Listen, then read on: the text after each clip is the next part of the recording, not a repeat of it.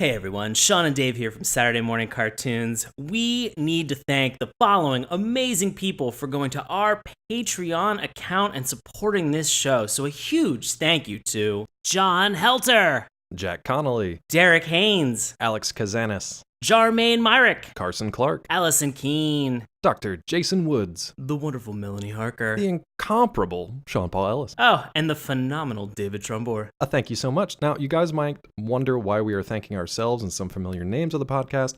It's because we want you to know that we not only appreciate your donations to the podcast here, but we are actually putting in our hard-earned dollars as well. So to give you guys an idea of what you can actually get for some of these monthly contributions through Patreon, if you can't contribute any money whatsoever, we would love it if you guys would just visit patreon.com/Saturday Morning Cartoons. Remember, that's morning with a U.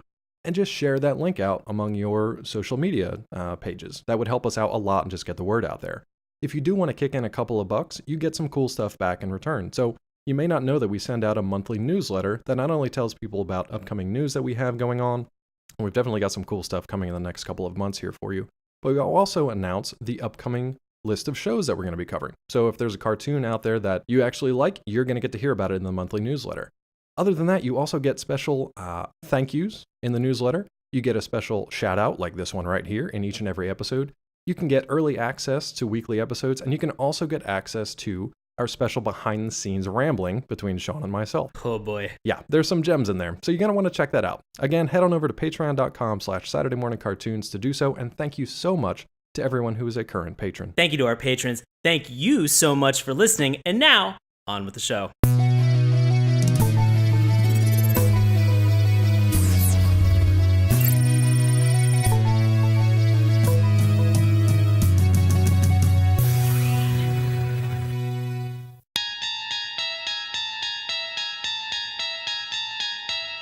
Hello and welcome to Spooky Edition of Saturday Morning Cartoons, the show that revives, resurrects, and reanimates some of the world's weirdest animated series. Coming to you from the Squeam screen, I'll be your poltergeist projectionist, Dave Trumbore. Joining me as always from the haunted lobby, your favorite undead usher and mine, Sean Paul Ellis. How's it going, sir? David, I'm doing well, buddy. How about yourself? I'm just happy I got through all of that without flubbing it too badly. Nice. It's the first time I looked at my notes in a minute, and I didn't realize I had so many tongue twisters. Squeams. Do you like squeams? I do like squeams. Are you a lover of squeam? I'm a lover of squeam. Why are you saying it so weird? What's wrong with you? Because this show, this cartoon, definitely continues to substitute what I think should be the word scream with the word squeam. It sounds like there's a Q in there. Is there a Q in there? Yeah, it's like SQUEEM. I like it. I believe so. And so that's it's one of those things where they just keep saying it. They're just like, even from the title screen in the intro when it says like squeam screen, and you're just like, this is too much alliteration for my brain to handle right now at this point. I really liked it though, because it's as we'll talk about in a second, we haven't even mentioned the title, but that's fine, we'll get to it. This can be kind of, maybe not spooky, but there's definitely some like, whoa moments in this thing that you don't see coming. But it's meant for little kids because it's got some lessons to it. It's got some sort of moral tales. There's a heavy hand of that throughout this thing. So to kind of like take the edge off the scary factor, I think they do things like this squeam, because then that kind of softens the terror a little bit. So you can stick around a little bit longer if there's only squeams. Because if there's an axe wielding maniac that's coming near you, and he's like, "Are you ready to squeam?" You're just like, "Oh, I'm already I don't smiling. feel so bad." No, yeah, I feel better about it. I'm gonna get chopped into bits, but at least I'm gonna have a smile on my face. Exactly, and I think that's what they intended with Grizzly Tales for Gruesome Kids. Whoa! Which is what we'll be talking about tonight. I was not aware that this thing existed until we looked up spooky cartoons. How about you? No, I had no idea. This is a British cartoon. Yeah, so we have no idea. No clue. So we had no idea. It wasn't even Canadian. Let's not get into no more Canadian and no more Canadian monster or creature related cartoons. Not for at least the time being. At least a year. At least another year. But yeah, so for people who are unaware, Grizzly Tales for Gruesome Kids, or Grizzly Tales, is a series of books by Jamie Ricks and an award-winning ITV series based on those books. The series was narrated by Nigel Planer and animated by Sarah and Simon Bohr of Wolves, Witches, and Giants fame. In all, 6 series and a New Year's special ran from 2000 to 2007 on ITV, and Grizzly Tales was consistently one of the highest-rated children's animated shows on the channel. In 2011, a new 26-episode reinvention of the show was produced for Nickelodeon UK and Nicktoon UK. It was awarded Best Children's Program at the Broadcast Awards in 2012. How about that? Yeah, it's something that was definitely, it's 17 years old now at this point as an animated show. I'm sure that's probably a little bit older for just the actual books that Jamie Ricks has done. But then it's kind of cool, 4-ish years, after it kind of concluded its initial run, it gets a reboot. So it definitely seems like this is a very popular cartoon in the UK. Yeah, and an award-winning reboot too, which is usually not the case. Usually, if this thing has an original run and they run it again with a new kind of look to it, you're probably not going to get awards the second time around. You go and get that sweet, sweet cash, but you're not going to get those awards necessarily. Yeah, but you're not going to get them accolades. No, you're going to leave them accolades behind. Squeamish accolades. Just so squeamish. I can't say squeamish. I can't say squeam without smiling from like almost ear to ear. I think it physically makes you say it. Like when you say squeam, say it wherever you guys are listening, in the car, you're in rush hour, whatever. Just say squeam. Squeam. You're automatically going to smile and it makes you feel good. From now on, when I have bad days, I'm just going to be sitting at like a desk or an office somewhere, and I'm just under my breath, I'm just going to go squeam. Just say, I'm so angry, I could squeam. Squeam. Perfect. And people around me are going to look at me like I'm more of a madman than I already am. So but at least you'll be happier. Congratulations to me. Yeah, you'll be happier, and you'll have less people bothering you. So it's a win-win. It's better than Serenity now, I think. Squeam. And look at it this way. It'll be one of those niche references that you'll just be like, oh, you don't know about Grizzly Tales for Gruesome Kids? And people will be like, no, I'm only familiar with the Serenity Now Seinfeld reference. And you're like, buckle up, I got a cartoon for you. There's a sweet Venn diagram crossover. I think the two of us are, I don't know, there's got to be a handful of others, but that's about it. It's a very small slice of that pie. Okay. Unless you find, I don't know, like a British millennial, I guess. There's probably a lot of them running around. I mean, I would assume it's a whole generation of people. Probably a whole generation. Yeah, fair enough. National generation. Like how you just whittle it down to like a handful, like a sprinkling of. Well, you have to be old enough to have watched or want to watch Seinfeld, right?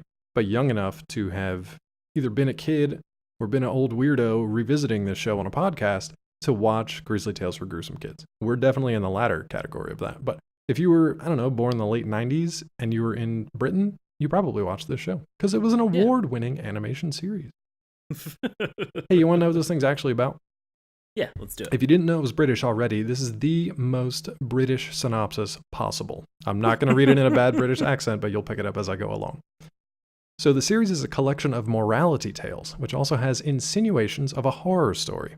Gruesome punishments happen throughout. The stories mainly focus on naughty or horrible children, for example those that are vain, untidy, lazy, or lying, learning a grim lesson and receiving their comeuppance for their unacceptable behaviors. Examples include The Bugaboo Bear, in which a little blonde girl buys a bugaboo bear and treats it as a person, only after a surprisingly short amount of time she gets bored with it and starts treating it in a horrid manner. And William the Conqueror, in which a young lad who destroys trees attempts to steal every conker in the village. The program, spelled with an E, also focuses on frightening children into believing their parents. So I think if you were keeping track at home, that's like 5 super British words in that description. So yeah, again, this is a British cartoon show. I mean, the challenge is that if you're not familiar with a Conker, it's that squirrel character from the video game for Nintendo 64. Conker's Bad Fur Day. Conker's Bad Fur Day. That's the one. That's where it comes from. Conker's Live and Reloaded. Was that a sequel? Yeah, it was for Xbox. Oh, wow. I didn't know that. I knew we had sequels, but are they making a new one again for like the next gen systems? Man, I have no idea. I don't know that I'd really want to. That's like in the whole Banjo-Kazooie phase of stuff. They were fun. I think they need to stay where they are. Yeah. And their weird polygons.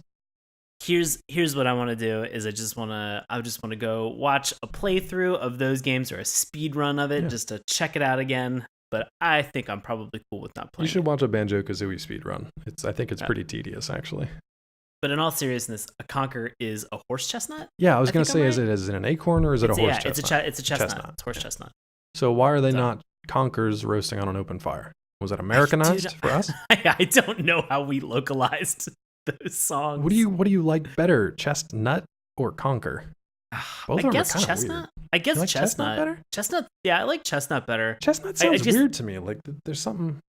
Yeah, but I mean, like I'm so used to chestnuts roasting on an open fire. I'm so used to it. I got them here all the time. Could just cook in around the clock. Just every day is Christmas. Every day is Christmas in my house. I got an open fire. Landlord's not pleased. I always got chestnuts on it. Well, there's not like a fireplace. I just have an open fire. It's just like an oil drum that just has like a constant hobo fire in it. Yeah. And the hobos keep it going while I'm at work. I don't know why this is weird to you.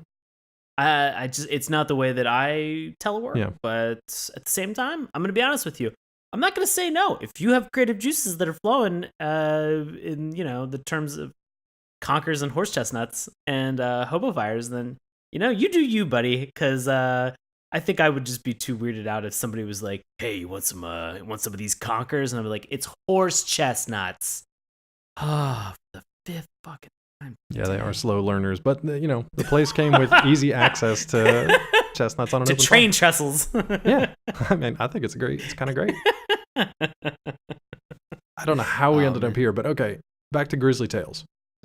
I feel like Grizzly Tales. I can't think of an American version of it where it was like a spooky story, but was also a morality tale. Like we had Are You Afraid of the Dark, which was live action. Sure. And they had spooky stories. I don't think they were that heavy-handed with the lessons, though, were they? I think maybe Goosebumps, but again, that was live action. Yeah. And so I'm having a hard time, as you're mentioning, pulling like an animated series off the top of my head, because a lot of I feel like the stuff that we had was live action. Plus, if you think about, I don't know why we keep saying this, Are You Afraid of the Dark was filmed up in Canada. It was a Canadian series that we brought down to Nick in America. Man, we can't get away from last month's Canada stuff. No, and I'm okay with it for things like Are You Afraid of the Dark and all that. So I'm okay with it. Just most of the stuff we covered last month. Go back and listen to it if you want to torture yourselves and us again. I think it's funny. I don't know why in any way, shape, or form we're just like, look, we tortured ourselves for 4 weeks, but definitely go listen to us torture ourselves for 4 weeks. It's fun to listen to us when we either really love something or really despise something, because we just get much more animated than something that's kind of like, it was nice, it was okay. That's just how it goes. I think I'm incapable at this point of just using the word nice to describe something. What about squeam? I mean, I like it, obviously, that particular word in general, because it's making me smile. But I think even for this show tonight, like, it was really hard because there was some interesting choices and things that they did. But all in all, this was a really fun show. It was a fun show. Let's get into it. Yeah. So I think one of the most fun things about it is this theme song. But what do you think? I love it because it opens in a very kind of grand, almost like circus-esque. Sure. Haunted circus. Kind of, haunted circus orchestral opening, where it kind of had like those little like either like an accordion or sort of like one of those little like like the little organ grinders. Yeah, the little organ grinders. Yeah. Thank you. That they would use like at the circus, and so like it kind of has that kind of a tone and that kind of a sound to it. But just then these visuals are so fun, and then you have this really kind of fun little mini story of this kid coming to this squeam screen. And what is the squeam screen? It's I'm assuming that it's a place where kids can. It's a theater. It's a movie theater. Yeah. Where kids can come and they can watch these morality tales, or they can check this stuff out. But tell me about this theater though. Does it look inviting? Like, who's gonna walk into this place? To me, it looked like a New York a Times Square theater from the 70s. And if you're watching The Deuce, like a porno then theater, you know what I'm talking about. Yeah, this definitely looks like it would be sort of like an adult movie theater where you would not allow a child to enter. For some reason, though, this kid shows up and he's pretty wide-eyed. Very interesting choice. A lot of the characters that they have for this, their eyes are like 100% completely round. When Sean says wide-eyed, he means does not come with eylids. So they It does not come with like eyelids. Mr. Potato Head just stuck his eyes in his little face and did not give him eyelids. So this wide-eyed youth, I feel like we should name him. I feel like Porky. Yeah. So Porky shows up. He's buying a ticket, and you know he's giving his ticket. He's finding his seat. He's getting refreshments, and all the while the organ music's kind of playing in the background. Exactly, and all the while as the sequence of events are happening, there's like a hand that's kind of facilitating and making sure that he gets all this. Now you don't really see until I guess maybe he's given the popcorn bucket. That there's like kind of like a body or a head or anything that's attached to it. Yeah, it's not like a thing from Addams Family, like there's a person attached to this, yeah. Yeah, you sort of see like an actual full body with a head sort of scamper away back behind the seats. Or when he goes behind the screen, shadow. Yes, yeah, you see this shadow of something that's there. You like, as this kid is like turning around and looking behind him to presumably like a loud noise that's there, there's like a ghost and a burst of fire and some other shit that I watched that like 6 times because I was like, is the know. ghost breathing fire? Is the fire coming out of the ghost? Like, what is happening here? No, it's just fire and a ghost. Yeah, it was just fire and a ghost. I think it was whatever effects they had at the time that just threw them across the screen. So they have all these really fun visuals, and then it kind of concludes with sort of this kid Porky eating a snack that's from this bag of popcorn, concessions box. Right? Yeah, but instead of popcorn, what do we have, Dave? Little tasty beetles. Yeah, they're little tasty beetles. Was it just beetles, or was it beetles and cockroaches? I mean, it was hard to tell. It just looked like a bunch of like shiny shelled beetles. Because I think you saw the cockroaches out front when they were scurrying across the floor as the kids coming in. This whole place is like filthy, falling apart, disheveled, abandoned. But it's spooky. It's a spooky theater. But this kid Porky seems like does not care. He's just there for the movies. He's totally fine with a disembodied hand holding him like a bag of beetles, which he's eating. This kid seems either like shocked into submission or just not really all that choosy to begin with. I don't know. Or, I've thought about, because in some cases, younger children, until they're actually scared of something, they can be rather fearless. Right. Like these things can be unflappable in the face of something that like we might consider to be like terrifying. Yeah. And so that's like when you see like those kids, like those YouTube videos of kids that have like a tarantula on their hand and they're just like, I like him, he's my friend. And you're like, get that off your hand. That is going to kill you. That is going to eat everything that you love. Tarantulas are fine. I don't like spiders. I know, tarantulas are fine. Or even when you see the ones that are just like snakes with kids and stuff like that, and kids are just like, oh, but it's so smooth, and you're just like, that will literally eat you. I mean, there'll be a silhouette of you floating down the rest of its body soon. I had, if you're not careful. Side story. I don't know where this was in the Poconos, some sort of weird animal show or whatever, but I have pictures of me as like, I don't know, maybe 10 years old with a giant, like a white and yellow, like Burmese python. It's like draped across my shoulders. And it was like longer than my arm span at the time, which I don't know how long that was, 5 feet maybe, maybe 5.5. But like that thing was huge. But I just thought it was super cool. It was heavy, but it was nice and cool and smooth. It was super cool. I think stuff like that's fine as long as you're not, I don't know, doing it in the wild somewhere with at least a modicum of control or people to supervision. Yeah, something.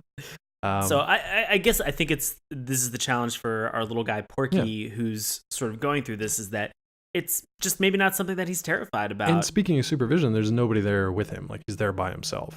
I'm wondering if like that was kind of sad. It was a little sad. That's why I didn't know what was going on with this kid. I kind of wanted a friend to I don't think they could afford it, but yeah. Well, and I don't think they could afford it because why? This isn't traditionally drawn animation. This is like stop motion or claymation animation. Right.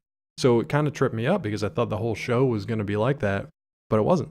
And we'll talk about that in a second. But I'm wondering if this kid is not seeing what we are seeing. I wonder if he walks into this theater and he sees it like pristine, welcoming, a lot of other people, normal things. He sees like normal popcorn as he's eating it, but I'm wondering if we're getting sort of like this veneer, like we get to see through the other side and realize like, you shouldn't be doing these things. Like a Stephen King's It, where we're seeing the things that are terrifying to us as adults. Or more the kid's not seeing it. I don't know. You can go either way. But I'm thinking more like the kid is not seeing it. Like if there's some sort of spell on this place that he's not quite seeing how horrible it actually is. Yeah. We get this moment where Porky is finally sitting there, and all of a sudden then we kind of flash up to this narrator who sort of he's up in the projection booth. Who begins to give us sort of the spiel about everything that we should like really kind of be made aware of. And so, it's he what is it? He mentions he's like cautionary tale. Oh, hold on. Lovers. I got it. Oh, you got it? I got it. He sounds like Jermaine Clement, so if you know, or Clement. So if you know him, he sounds kind of like him. From Flight of the Conchords. Yeah. Or from Legion, if you watched it, or from Moana. He was the voice of the giant crab thing. This guy's got a very distinct voice. Like, you know it when you hear it. And I do not sound like him, so I'm not going to try it. But this guy, his name's Uncle Grizzly. He says, "You are welcome to Grizzly Tales for Gruesome Kids, a series of cautionary tales for lovers of squeam," which I love every time. He's got a little spider with him. Do you know the spider's name? No, the spider had a name? He has a name. Spindleshanks. Stop it. That's his name. That's an adorable name for a spider. And that's what I'm saying. Like, all this stuff is weird and creepy, and they do get into gruesome tales or grisly tales. But there's enough humor and kind of cutesiness here to take that edge off. So you're not going to be actually terrifying little kids with squeams. So you get this great little bit of kind of narration and introduction to everything that's happening, and you get I can't say squeam without freaking smiling ear to ear. So you get that little tidbit of sort of what the focus is of the show, and all the while, as we made mention, that sort of like organ music is playing in the background, and then that introduction to our projectionist serves as a segue to allow him to introduce the episode. So it's really an almost seamless handoff in terms of how they progress, and then it just jumps into the cartoon. So ultimately, it was it's an interesting animation style to have that kind of stop motion claymation. Again, like you said, I really thought, holy crap, this show must have taken like hours to put some of this stuff together, like days, months, years to put like some of this stuff together. But it's something that I think is actually really nice because it's unique and distinct to the actual opening. And you get it. It sets it apart from the rest of the story, because the rest of the story is kind of traditionally drawn animation, but it's also a little kind of janky. It's a little sketch. Like, there's some. I don't mean sketchy like a sketchy area of your neighborhood. I mean sketchy as in like you're literally sketching these characters. Sometimes it's a little kind of free-handed or a little less specific or a little less defined. It's a little more sketchy. I thought about it in terms of, did you ever watch home movies on Adult Swim? Yep. Like the very early seasons that were in like Squiggle Vision. Yeah. But they weren't in Squiggle Vision. So if you just removed the squiggliness from home movies and just kind of had like still images of characters. So yeah, but for the theme song, pretty successful kind of way to set the show up and kind of give you an idea of what the tone is, as well as also some of the humor. I mean, like we said, there's ghosts with fire. This kid is eating these beetle cockroaches. They're doing a good job of really kind of setting the atmosphere, but keeping it light enough that as a child you can kind of easily consume and digest this. And I love watching Uncle Grizzly kind of like creep behind the theater screen in front of him. That makes me laugh every time because you just see his shadow kind of like jankily creep across. He's doing like the Lonely Island creep. Yes, he definitely was. What was interesting though is that stop motion always kind of it's always a little off, right? It's always a little unnatural. It's always a little creepy. So I liked how it worked for this opening too. And we're kind of in the animation style now, so we can talk about that. But the mode of sort of storytelling to go from the intro and then segue, like Sean said, into the story itself reminded me of Tales from the Crypt or Tales from the Crypt Keeper.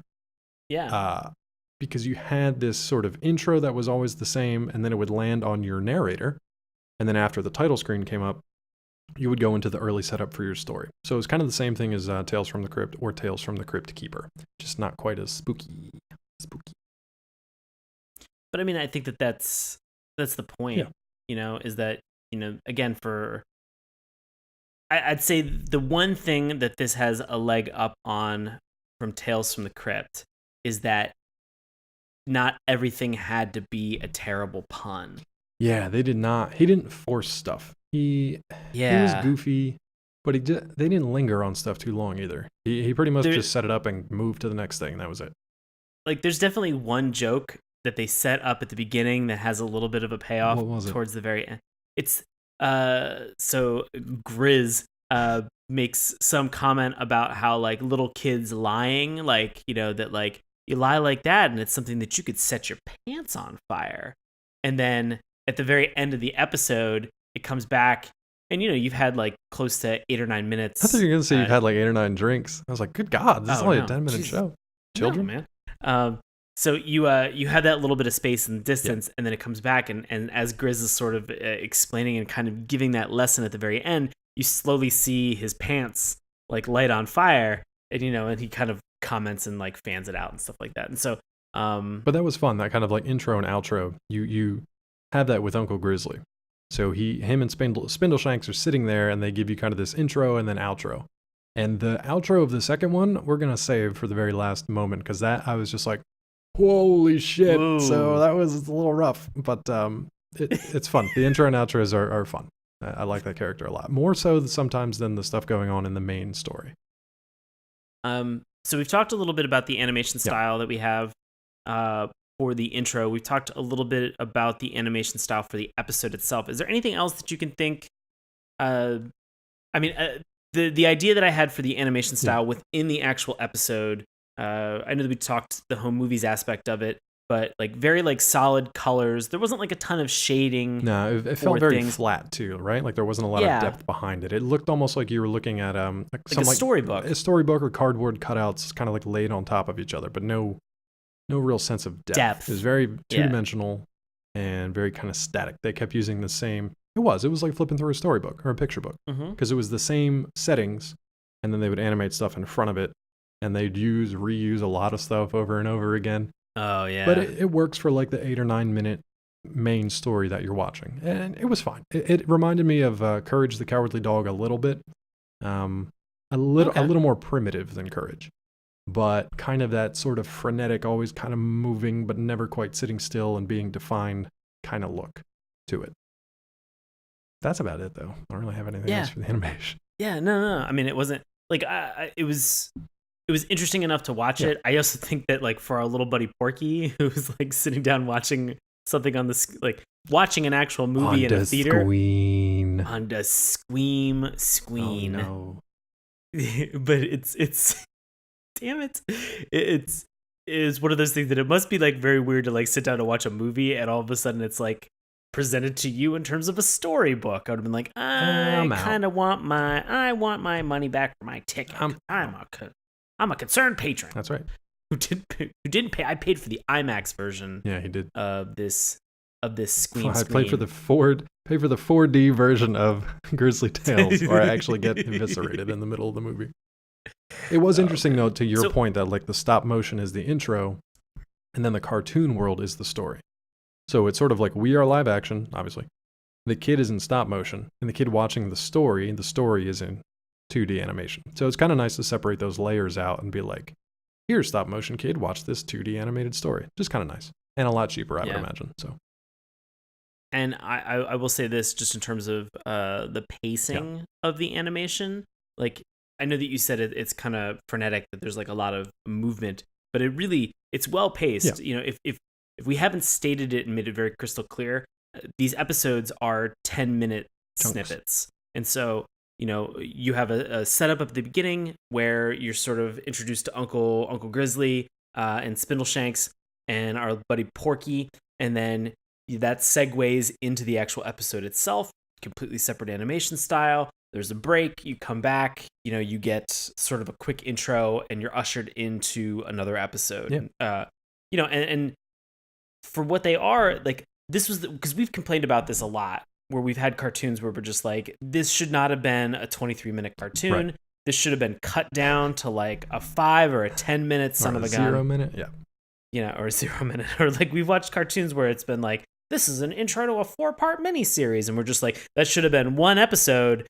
Don't kid yourself. You know, you tried to span out way too much over, or too little over way too much time. and it did not resonate at all. This does a great job in terms of understanding exactly how quickly they want to move. And these stories were interesting. I'll say, they're lessons, right? So they're life lessons, but they're with they're set in a spooky way. So it's usually a shitty kid being shitty, and then they tell you a lesson of how to not be a shitty kid, or like bad things are going to happen to you. That's essentially like the premise for each thing. Listen to your parents. Don't be a shitty kid. You won't get turned into food. As long as you're not a shitty kid, none of these terrible things will happen to you. Yeah. But these kids that are in this, as we get into real bags of shit. Like they are really fucking terrible. Yeah, let's get into it. Okay. So what do we got the first episode? Oh man, first episode. We have the new nanny. New nanny. What are the parents' names? Because I love that he says it about 20 times. It's and I want to say it in like the tone. He goes, Mr. and Mrs. Frightfully Busy. Frightfully busy. So Mr. and Mrs. Frightfully Busy. And we should mention that it's Nigel Planer who does like everything for this show. So they don't really have a voice cast. I'm pretty sure it's just him doing all these voices, doing the narration. So it's interesting to get the different. 90% of it's the narration, exposition, telling you what's going on as it's going on screen. Every once in a while he'll throw a voice in, but he adds his own personality into it by saying things like Mr. and Mrs. Frightfully Busy. That's fun.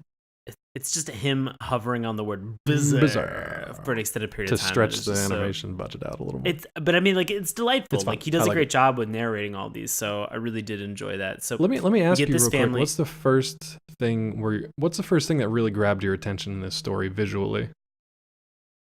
There's a moment. It's the fact that the dad looked like Harry Potter. Oh, okay. I could see that. That's not what grabbed me. That was probably... Yeah, what grabbed you? What grabbed me was when a car tire ran over a family of ants and blood spattered all over the screen.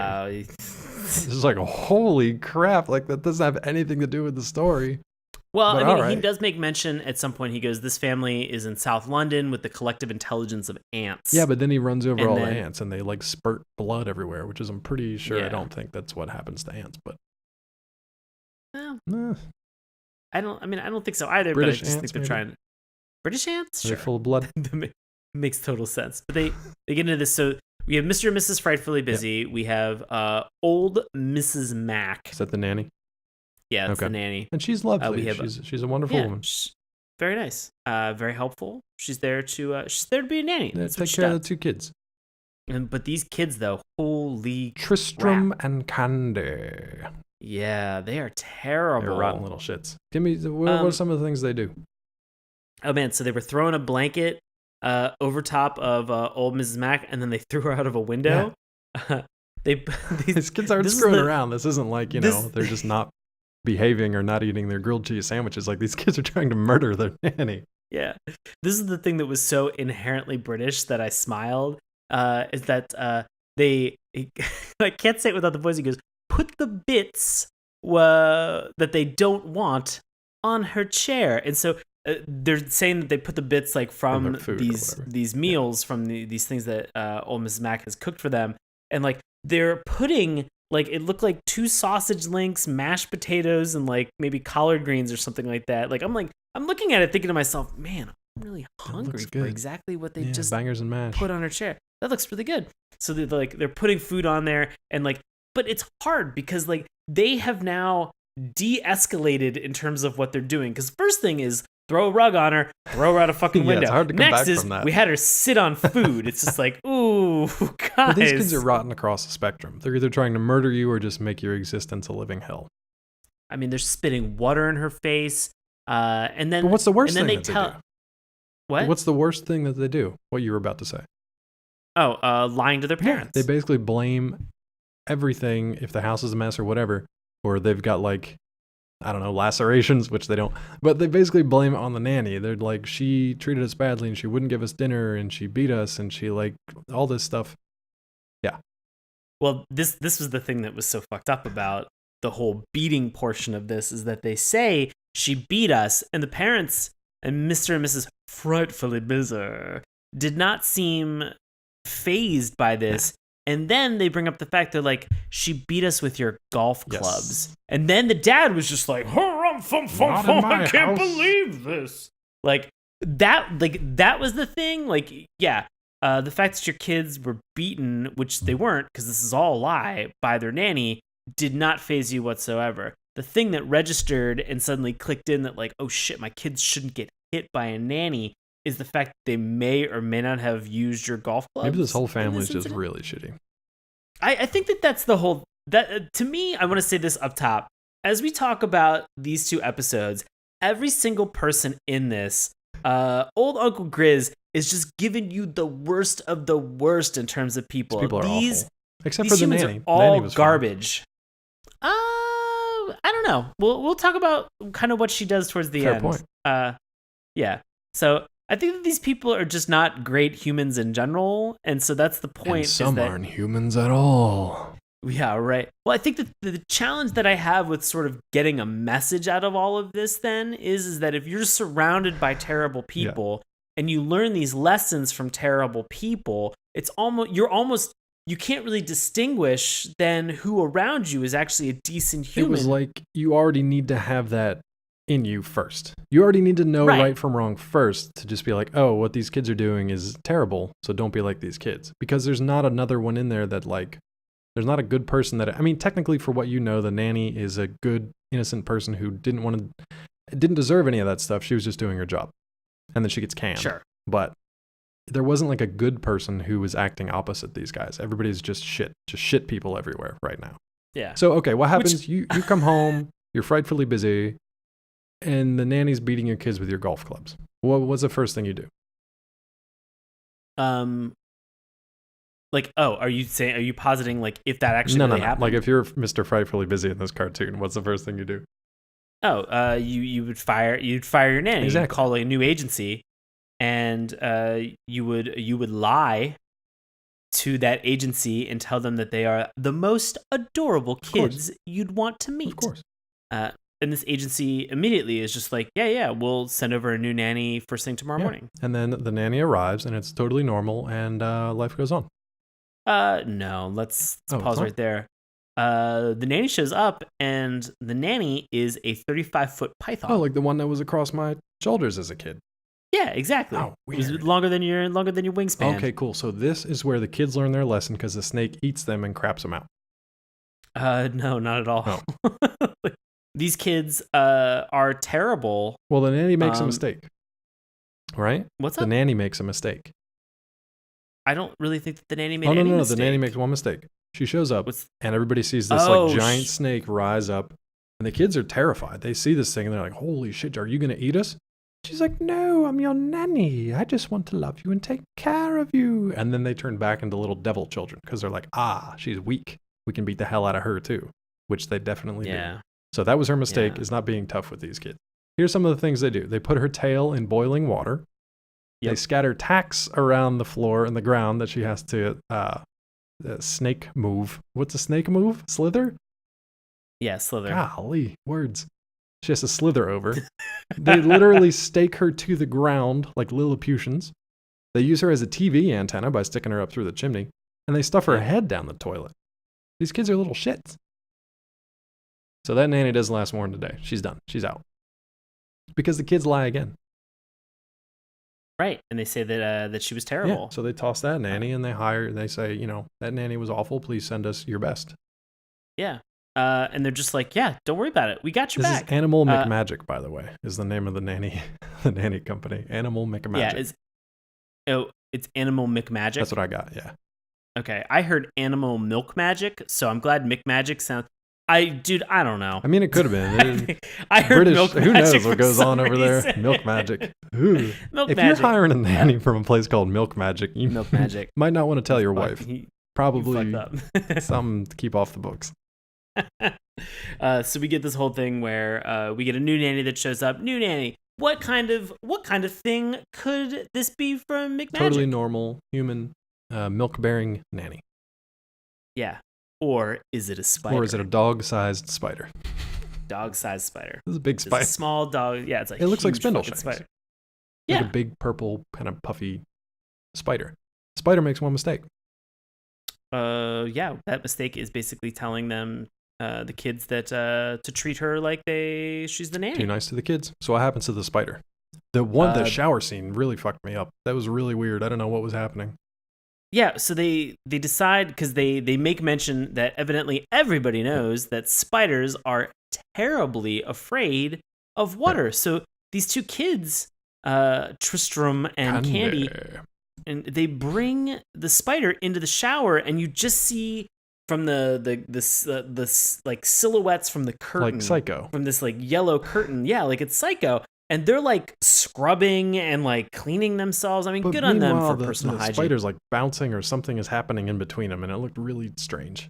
Yeah, it looks like they kind of like had a scrub brush at some point that they were trying to kind of... Or it was like yo-yoing. I didn't know what was going on with that. Yeah, I'm not sure if it was like the like the webbing from the back of the spider, and they were just doing like a walk the dog kind of a situation, like in the bathtub. But I mean, this poor spider was freaked out, and it's a very weird scene to watch. It was really strange. Like, let's zoom in on these kids in the bath flushing a spider down the drain. So they literally flush her down the drain, then they run outside, wait till she flushes out of the pipe, and then they start poking her with a stick.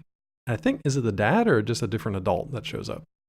I thought it was the dad. I thought it was the dad who's like, "Oh, what are you up to, Tristram and Candy?" Just like, "Oh, poking a spider with a stick." And he's like, "That sounds like a jolly good game." And they all just start poking this nanny spider with a stick, and they flicker away. Gone. Yeah. And she's done. She's done. She's That's out. it.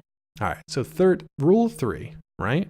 Yeah. This nanny has to be legit nanny. Like robo nanny. Like, gotta kick these kids into shape. Right? It should be, because we have a giant-sized crocodile that shows up as a nanny for day 3. Now, I want to make mention that the entire time that the parents are meeting all of these nannies that are coming in, and you're thinking to yourself, like, who would possibly allow like their children to snakes and spiders and crocodiles? First day, Mrs. Frightfully Busy does the meet and greet.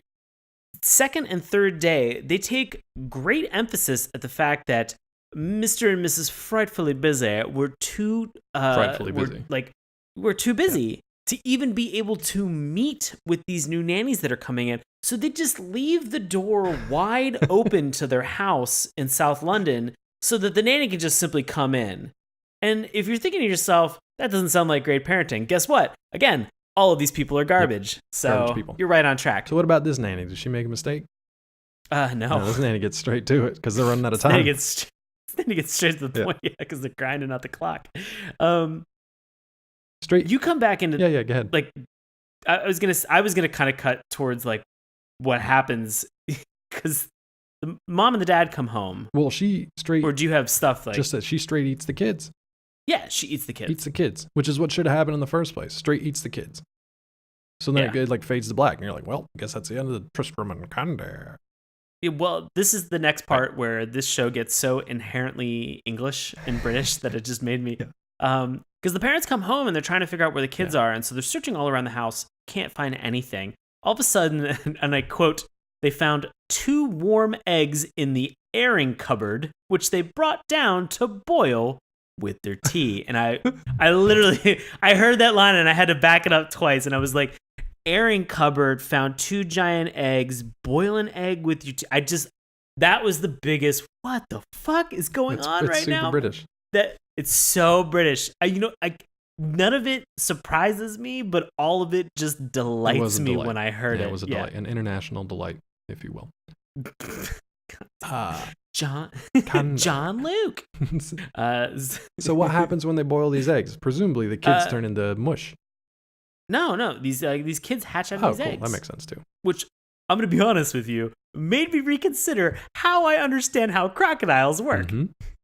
That's a very interesting thing. Because did she eat them, or did she like IFV style, like insert them into some other crocodile? I would love to see what happened in the space in the hours between when she ate these kids to somehow stuffing them in an egg and then pooping them out. Just to be very clear, there is so much zoological about this show that made me question my understanding of animals through and through. It shouldn't, because I don't think this show should be. I don't think you should stand by. I know. Okay, so the kids are hatched, and I'm assuming once you've been eaten by a crocodile and you've been hatched for your parents' afternoon snack or whatever it is, you're probably going to be like, all right, I get it. I've been a real shit. I'm gonna stop. I'm gonna fly straight. I'm gonna walk the path. I'm gonna be good, right? So these kids are all good. Yeah. They've learned their lesson. Yeah, these kids in this moment actually tell the truth. Yeah, for the first time. And this is crazy because lo and behold, again, as Dave mentioned, because we're grinding out on time in this 10-minute episode, the old nanny, she calls up as these kids are telling the truth and being sincere for the first time ever, and asks for her old job back, to which everybody is like, this is the best. Yeah, can't wait. This is how it should be. All right, so Nanny shows up and everything's fine, right? End of episode. Everybody's learned their lesson. All good. Oh man, you get to see, because we've all been led to believe this nanny is the innocent victim in all of this. But it turns out she's Mrs. Doubtfire. Hello! But she shows up. And she has oddly enough, Dave, she has 3 particular items that are with her. She has her luggage because she has to, bring some stuff over. So she's gonna need. Yeah, but like, what did that luggage look like? Well, I mean, she has like a snakeskin bag, which is pretty fashionable for a nanny, but I think it's fine. She's got like an alligator skin kind of suitcase. Yeah. Which, I think I'm not a big, I'm not a PETA member or anything, but to each their own. Sure. She has what looks like maybe like a spider purse. Yeah, that one was a little strange to me, and I don't. Yeah. Because it was basically just a spider, like a full-on the mini dog spider that we had was sort of like a purse clasp on top of its head. Like it was 100%. Really rough for that spider, by the way. Yeah. So you see all of the animals and insect that have come in at some point in time, and so you're kind of led with sort of like a hard out at that point where these kids sort of realize, oh no, these things that have that we taunted and then ate us are now like we're 100% manipulated and controlled by our old nanny. And you're really kind of left with the question, did the nanny set this up the whole time? I think the nanny was the voice of Animal Milk Magic. Animal Milk Magic. I think that was Nanny's voice. Never gonna live that down. So I mean, you wonder if Animal Milk Magic was the entire idea and like Ashton Kutcher pranked of old Mrs. Mac. I think so. Or if this was something where like she got so frustrated at those other people stealing her business that she just like knocked out all 3 of those. What? Old Mrs. Mac. Animal Mick Magic. 100%. Okay. She set it up from the beginning. She said, look, I need a little extra scratch. I'm a witch. Times are tough. I'm going to be a nanny. I know how to nanny stuff. If these kids are shit, I got my animal familiars here that's going to set them straight. If they get past the snake, I got the spider. If they get past the spider, I got the alligator. If they get past that alligator, I'm going to curse their ass. But nobody gets past the alligator. Old Miss Mac. It's really interesting because I in my brain, I heard you say pasta snake. Pasta snake. And I thought that you were trying to segue into this. You get a pasta snake. You get a pasta snake. Guys, get a wooden snake. No, not again. But real quick, so our outro with Uncle Grizzly, is this where his pants catch on fire? Yeah. But it's also where his head turns into an alligator. As he's like running behind a pylon, he emerges and he's got an alligator head. That weirded me out. Yeah. It was a little jarring for 2 seconds. So kind of fun. What did you think of that episode it. overall? I thought it was fun. I thought it was very fast paced. I liked the fact that they hit that rule of 3 in terms of what they were doing. You could kind of see it coming a little bit, but you weren't quite sure what was going to happen. So it was nice. Yeah, of course. You had the nanny to kind of to bookend, like old Mrs. Mac to kind of bookend everything. But then it had that extra little tweak too at the end. That was a nice little level to it. Yeah, absolutely. And so they throw that nice little twist in, and they show a lot of these kids just being absolutely terrible, to old Mrs. Mac, the spider, as well as the snake. And so you get a nice little rule of 3 in there as well. And this just felt like a really nice, complete story. And the pacing was great. Like, again, as you mentioned, I think maybe the only thing that was a little bit annoying was that sort of like there's definite moments where you can see that they're reusing animation, but it's fine. It's fine. I mean, that was, this is 2000. So it was kind of like we're used to that. It's not a big deal. And it's mostly for like transition between scenes. Like they use this like shadowy figure that you can only see its eyes kind of glowing. And that's like a transition between nannies, essentially. So it was fine. Yeah. But compared to the Spaghetti Man, did you like it more or less than Spaghetti Man? I'll say this. I knew what was coming with the new nanny. Okay. The Pasta Man to me, or the Spaghetti Man to me, was, I guess, like one of those weird kind of fables that I'd never heard I had no frame of reference for it. And so for me, it really kind of delighted me because I wanted to see what happened. I wanted to see how they made this. And then when because, hey, guess what? I was recently on vacation where I took a pasta making class. And so for me, I was recently in Europe and took a pasta making class. And so for me, it was something that was like really, really super delightful to kind of see like how this strange entity that I had, zero basis, or I'm making like a snap judgment as I'm watching it, which is fun for me because I didn't know what to expect, and I was really kind of delighted by this weird Spaghetti Man. Yeah, I thought it was also a little creepy too. I was surprised. It was a little creepy, but I don't know. The whole thing seemed a little too farcical for me. The Spaghetti Man as like this kind of boogeyman. We're a little short on time, so maybe we just hit the high points from this one. But what kind of stuck out to you? You want to talk about Timothy first? This little shit. Sure. So this kid Timothy, real asshole. He's a bad kid, doesn't want to eat his dinner. "Quote unquote," a hideous, squealing mealtime monster. I love that. That was such a great... There are so many really good specifics in terms of language that they use in both of these short segment episodes. It's really fun. And so the whole idea behind this is that they need to teach Timothy a lesson. So the King family makes mention about how there's this Spaghetti Man, which the whole framing device for this that they have is that there's a shop in Venice that never opens. In the darkest night is when the silver pasta machine can... That's where I was like, all right. What? Nope, I was over it. I don't know. There's just something about it that I was just like, this is a little too silly. And it's not very... No, you checked out on this? It's not very spoopy. Okay. This was kind of spoopy for me. I thought... so the whole impetus for this is that this jerk Tim won't eat toast, and so he evidently sits at the dinner table for like 2 days. And and again, really good specifics, and like you can always smell when the Spaghetti Man's coming because it's flour and baking and spaghetti. Again, man, spaghetti. I was like, that'd be great if the Spaghetti Man came by because it would smell like people were cooking spaghetti, and that sounds great.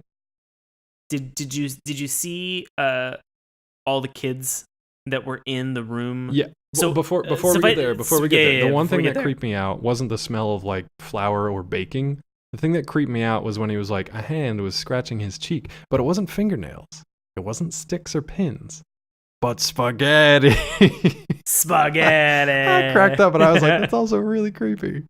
If you took like a handful of dry ass spaghetti and just like scrape it down somebody's cheek, they ain't gonna like that.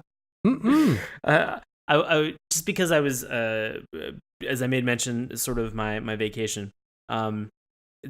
There's and I met some English people, and it's hard to be in Italy and not make mention of this word. But I want to ask, how do you perceive English people to say the word pasta, Dave?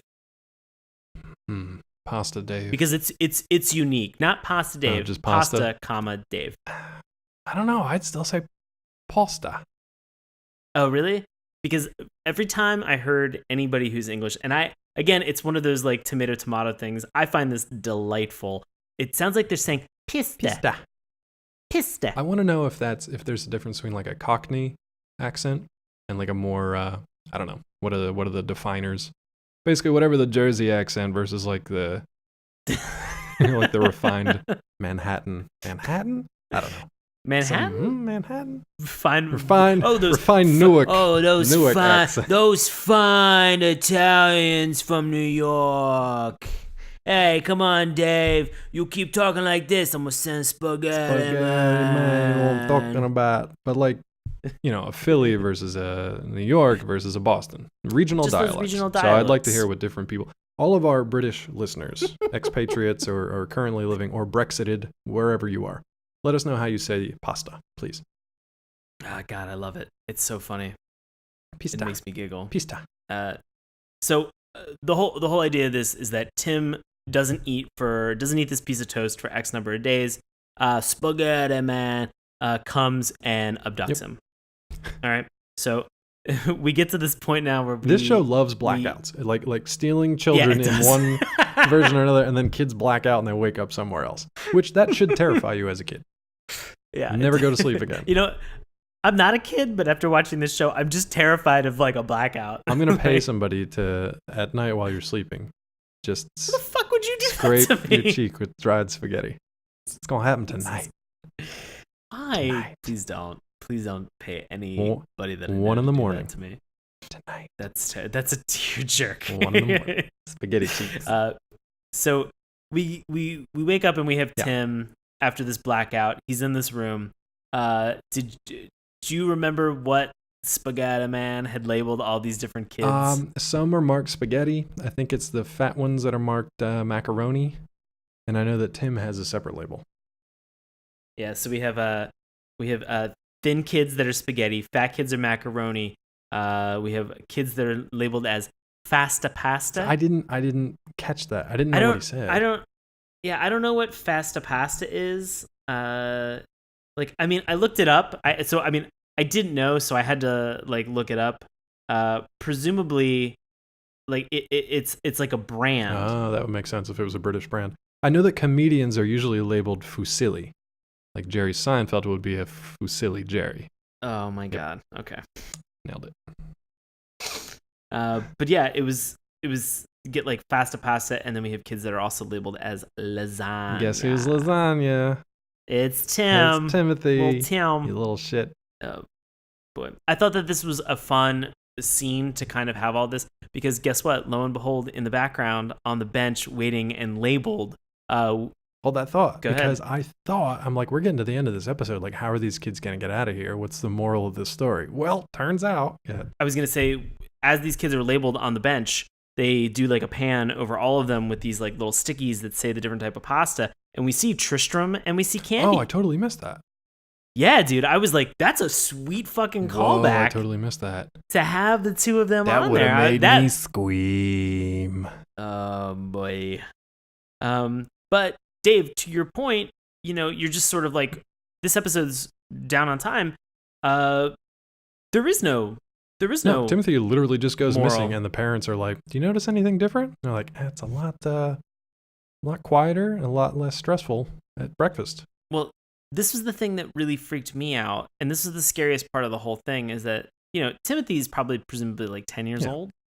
You know, they conclude this by simply saying that Mr. King hadn't noticed that his son was there and continued to read the newspaper. And it was like, that was mind-blowing fuckery for me. Well, and then, on top of that, Mr. King would go off to work and Mrs. King would just prepare the evening meals. And then what was the meal that she was preparing on this particular night? Lasagna. Whoa, scream. Yeah. Still not the weirdest part of the episode. This story is pretty much done. Well, question for you, though. If Tristram and Candy were there, does that mean they didn't learn their lesson? I mean, presumably, yes. So the nanny's next stop was to call on the pasta man, the spaghetti man. Spaghetti man. Call him the spaghetti man. Just be like, spaghetti. I tried. You gotta take these two out. I mean, yeah. I mean, I love this this underworld that's network of like of terrible fairy tale creatures. I really like that. It's like a dark web of fairy tale creeps. Weird. I like it. It's very, very. All right, we got one more creepy thing. Like you said, yeah, we got one more creepy thing. We go back to our old Uncle Grizz, and he's shredding some parm on top of some spaghetti. Fresh grated Parmesan cheese.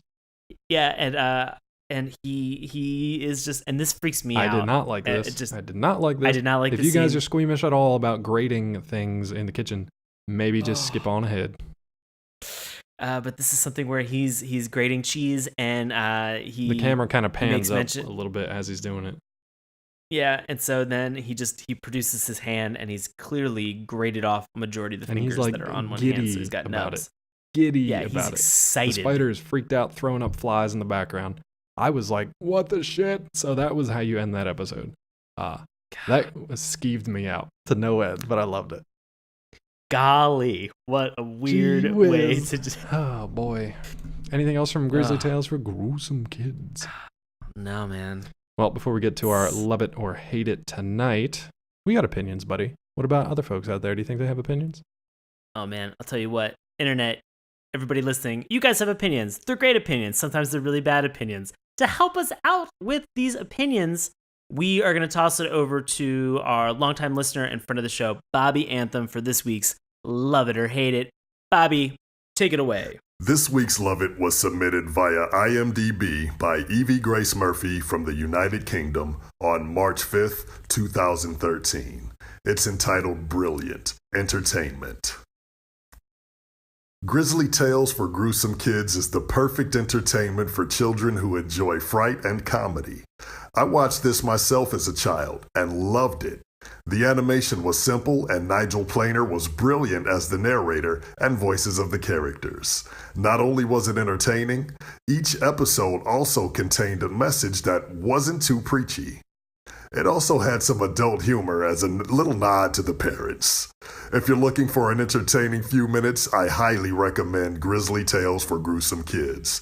I can't really find any flaws, and it holds many dear memories for me. 10 out of 10.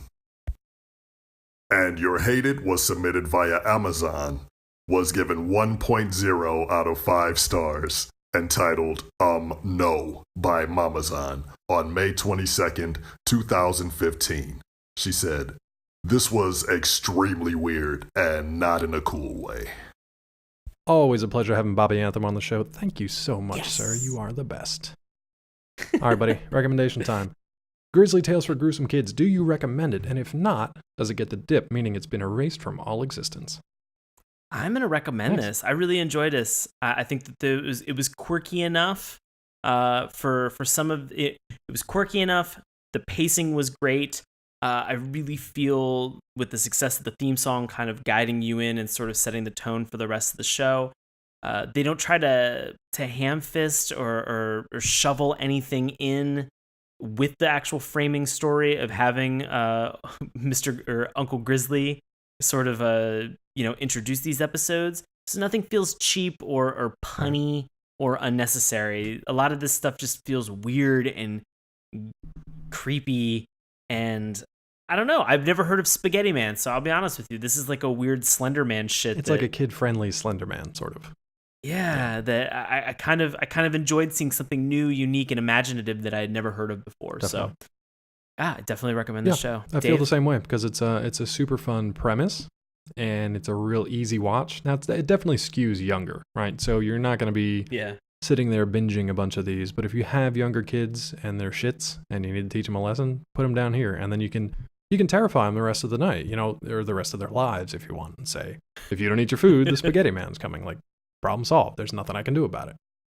Or you can just say, we're going to hire this nanny who's just going to eat you and shit out an egg. Like, that's terrifying to a kid.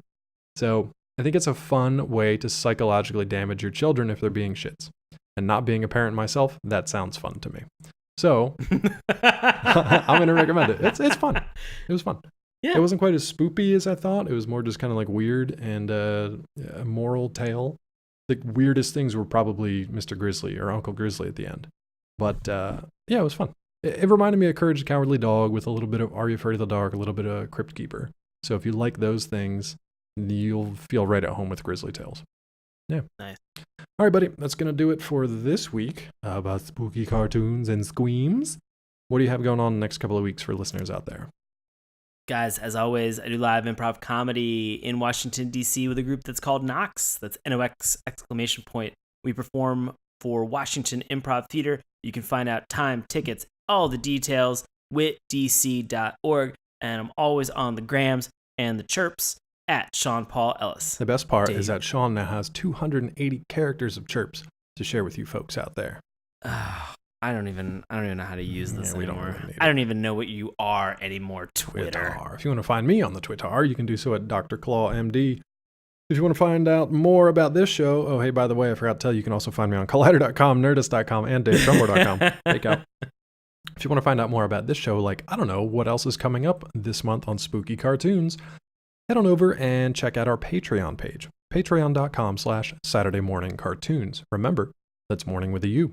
If you sign up there, you can also get attached to our newsletter. You can get some cool behind-the-scenes outtakes and stuff that Sean and I have on this show, and a lot of other fun stuff. So take a look. Even if you decide not to contribute to that Patreon, feel free to share the link because it really does help out the show a lot. And thanks again to all our current patrons. You guys are the best, and we appreciate your support.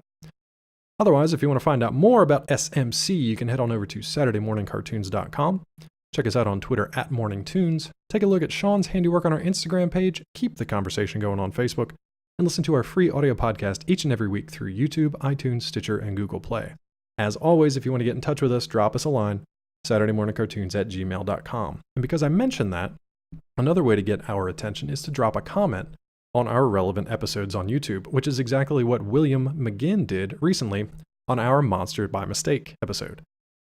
Yes. Here's what I love about this comment. It's very long, so I'm not gonna read the whole thing, but you guys should head on over to our Monster by Mistake episode and check out the comment because it's very well written. It's very well, it's thought out, and William is clearly a fan of this particular show that we talked about. William is essentially like a super fan. This was a show that only a handful of episodes were available on the internet to find. Everything else is sort of like lost media, as he says. I think he says up to like 70% lost media. So that means you can't really find this stuff anywhere. Unless you had a VHS from your childhood or you had a DVD somewhere, you're probably not going to find these. William has taken it upon himself to find as much content for the show as he can, so clearly he's a big fan of the show. Wasn't super thrilled with the fact that we didn't like it very much, but he commented on that in a very respectful and friendly way. So we just want to say thank you very much, William, for your comment, and this makes me definitely want to look into Monster by Mistake a little bit more, just because you have such a passion for it. And that's really what we all share here on this podcast. It's why we started it in the first place, and why we have, 175 episodes where we talk about crazy cartoons. Not going to love them all, but somebody out there does, and we love it. So if you are like William and you have a particular cartoon that you would love to hear us review on this show, whether we like it or not, feel free to send us a comment at any one of those contact places. I think that's the end of my spiel for tonight. Anything else from you, buddy? No, it's good. Got more spooky cartoons coming up next week. Spaghetti squeams. Oh, boy. Boy, thank you so much for listening. We will see you next time. Hey, everybody. Thanks a lot for listening to Saturday Morning Cartoons. Now, if you'll excuse me, I have to transform and roll out.